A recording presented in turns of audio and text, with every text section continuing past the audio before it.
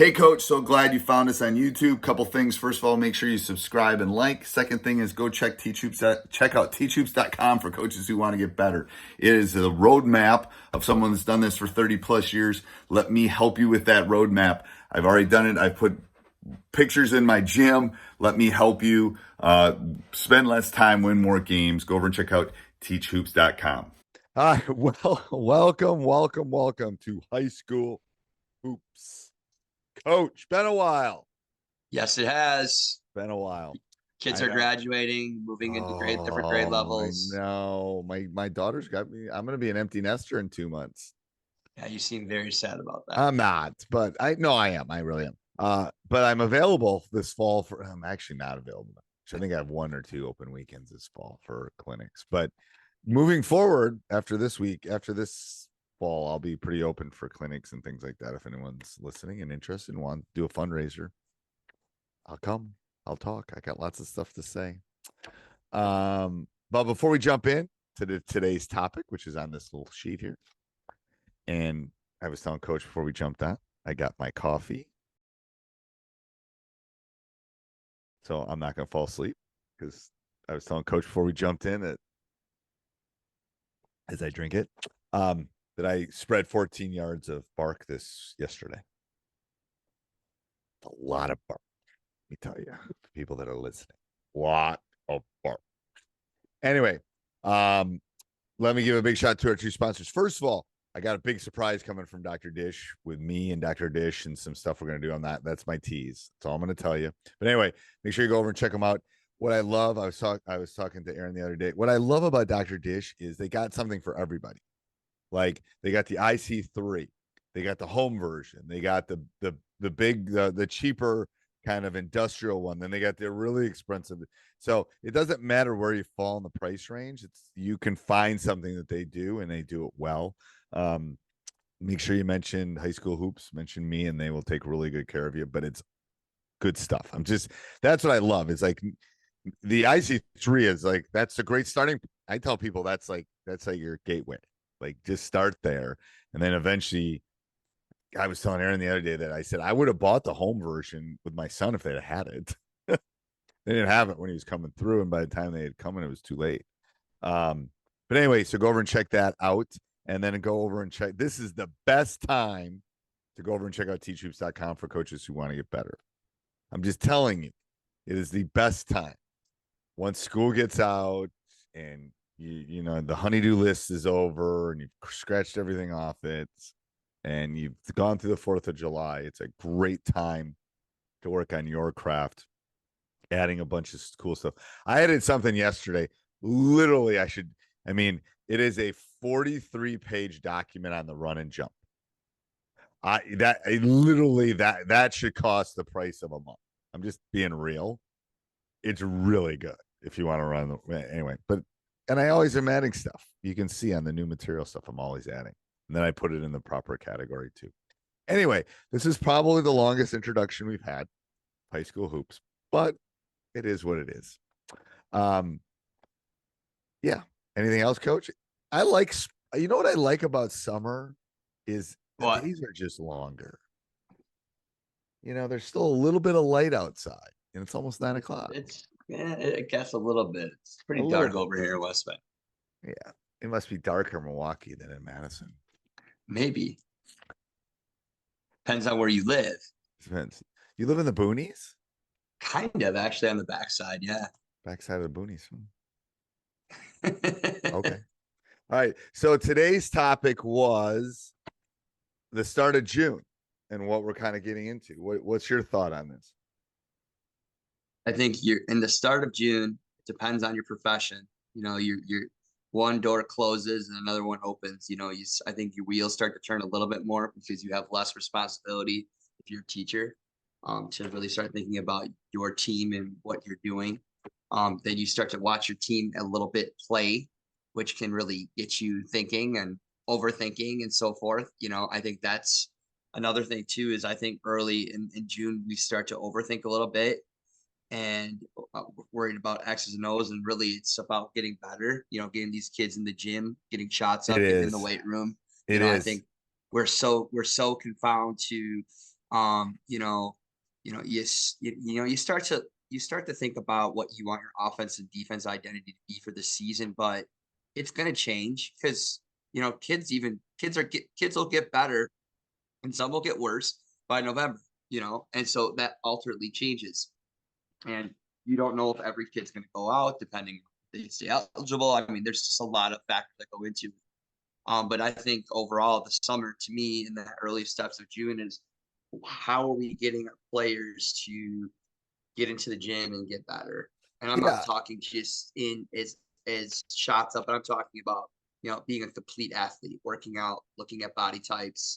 And I'm sure from who Caitlin Clark is. We don't often talk about other collegiate players and stuff, but she had a heck of a run this year at Iowa, and she put on 8 pounds of muscle from lifting weights all last year. And that was something that the media never really talked about, but there's been a bunch of articles about the importance of being a complete athlete. So I think there's a lot of value of pushing that with your players in the off season and June time, because you got to get it started right away, because Right. if it's July, they've already picked up bad habits. You want to get those habits started early in June. So we were joking before we came on air about my team and how, our first summer league thing. And it's like, and I can coach them, and we're still, I mean, it's not like that parents coaching, whatever, but it was like, it's not like, again, I wanted to play, like, literally all I'm worried about is, are they playing any man and are they working hard? Like, when at this point, that's what I'm really caring about. You're right. It's about individual skill work. It's about team relationships and getting to know. Another point that you made when we were talking about my team is like, how are they gelling? How are they kind of getting, yeah, the best part of our game last weekend was I got to stop at the custard place in Brookfield. That was the best part of the day. It sounded like we played well. So, but did we get stuff out of that? Yes, we absolutely did. I think as a high school coach, because obviously listen to high school hoops, or if you're a player, it is really about that development. I always think of June as, you're right, it's the close. Like, you've got 2 weeks still, I've got 1 week. We're just kind of ending the year. It's kind of chaotic. There's summer AAU isn't really kind of in this hiatus for June. So we kind of get them for this month and at least get them more focused before they head off again until July, and then football starts or fall starts. So it's that kind of beginning of that magic window of a couple weeks where we get some undivided attention, I think. And there can be a lot of growth, I think, both as a player, as an athlete, as a person in that couple weeks. Yeah, I think, like, lastly is that sometimes we again, a lot of thinking is sometimes trying to do some mindless work, whether it's logistical things in the summer months, because as when it gets to, you start to figure out who your team is, that's when the real heavy thinking happens. So sometimes I find myself, years past, finding it more enjoyable to do like my practice plan scheduling, some of the logistical things. I turn on, my computer set up here where I can be able to see a TV, or I can, talk to my kids, or do things where I can be able to do things, small logistical things and planning that doesn't take a lot of brain power. And so I Right. think sometimes doing some things that don't really involve brain power, what I mean, like really critically thinking about the game at a strategy level, is very helpful, because then you create more time for your brain to focus on those other things when the timing really matters. I agree. I think you're right. I do a lot of, like, scheduling buses and stuff like that. I do a lot of that brainless stuff before the year gets out. And then I think it's also the beginning of my testing. Like, again, we can't have contact for another couple weeks, week and a half. But once we do, and I can use some contact days and things like that, I try to start my list on my, what am I going to test? What am I going to try? Is it the same as mid-December? No. Is it the same as the first day of tryouts? No. But you can test some things like, are we going to run read and react, or read and react. I mean, are we going to run that? Are we going to run maybe a matchup zone? Can we try a little bit of that? And again, you're throwing a lot of different bodies in the summer and playing a lot of different combinations, but sometimes you can tell athletically if they're able to. Like last year, I thought we were going to be able to pressure more. Kind of summer told me that we couldn't. So we kind of had to scrap some of those things. So I think that's another good part of it too, don't you think? Yeah, and like offense always takes more time to progress, right? And so I think you want to dabble more on, like, I don't know, maybe to me, I always felt like summer was really intended for most of my players to just play man-to-man defense, especially the younger players, to just focus on making sure that they understand the basics of what you want to do within like your defensive philosophy. I think it's really important to just kind of hone on those things in the summer. Yeah, I think it becomes a little bit more difficult and stuff where you're throwing all these zones and stuff, and that's great. But really, is summer about winning summer league championships, or is it about getting better? Yeah, no, I agree. We run a lot. I'm just picking examples, but you're right. We tend to run a lot of man. It's again, and you know what I noticed last summer too was it was more. I saw that people played well together. I saw some combinations that kind of held through most of our season. It's like this person and this person played really well together.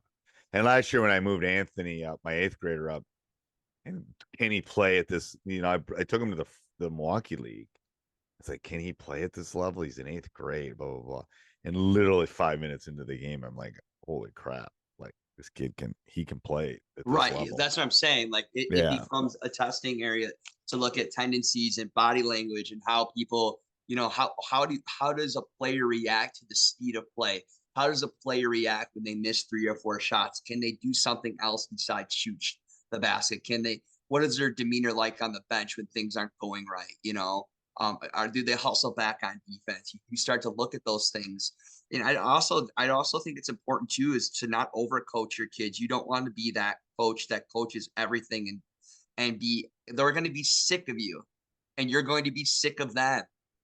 It's okay to step back and just be, an observer. And I think there's nothing wrong with being a support system, but I also think it's about healthy balance. Oh, 100%. I agree. And it's like, well, I'm going to tell you, like, I'm leaving for 12 days in the June. And I'm just like, that's fine. Once we get camp going and blah, blah, blah. And my assistant coach is like, that's fine for them. I've built a big enough connection post COVID now that I have enough in the bank that, coach ain't here for a couple of weeks. That's fine. Yeah, I think it's about build, and it's good. It's good for those other people too, as far as building those combinations. Anything else, coach? Nope. All right. Well, wow. That was a quick nope. I guess now coach is everything else for June. He's good to go. Anyway, if you're not good to go, it's a great time to go over and check out. It's also like the last time we've ever done a 9:00 show this late. I'm not used to talking so late. I know. Usually we do early morning. I know. Yeah, well, it's because I have little kids. You don't have little kids, no. So I get a little cranky. Shit. Yeah, my daughter doesn't even know where I am right now. So probably not. She's upstairs actually writing thank you notes to all our high school teachers. That's what my son did that, and teachers still come up and I said, you should pick your favorite 10, 15 high school teachers, write them thank you notes. High school teachers don't get enough of that. They don't. And they really I'm telling you, when Drew did COVID, he wrote to every one of his teachers. That's amazing. And I still get like, that was so nice, blah, blah, blah. And part of it was he was stuck in the house, but part of it was this is a nice thing to do. And it's like, yeah, there's no like little cookie treats or something for the high school teachers. All right. Till next week, coach. Hey, Coach, so happy you enjoyed the video. Make sure you subscribe and like. Go over and check out teachhoops.com for coaches who want to get better.